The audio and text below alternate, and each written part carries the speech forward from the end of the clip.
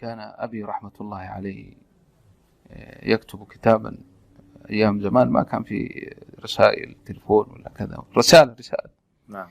يقول: يا بني، واعلم أن كتاب الله لا يهجره إلا من هان على الله. لا حول ولا قوة إلا من هان على الله. فالذي يهجر كتاب الله يهون على الله ويبتعد عن الله عز وجل. إذا تريد أن تقترب من ربك، وأنت تريد، أنت مسلم، سعادتك ومستقبلك وحياتك كلها بيد الله عز وجل. ربك الذي يربطك به هو كلامه، فارتبطوا به وتمسكوا به.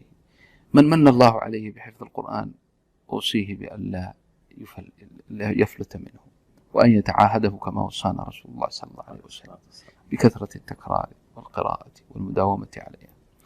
ومن لم يحفظ فلا ييأس. أصحاب رسول الله صلى الله عليه وسلم حفظوا القرآن وهم كبار.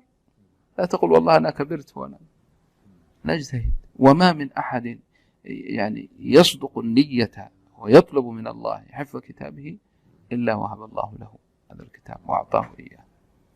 اصطفاء من الله سبحانه. اصطفاء من الله واختيار من الله عز وجل.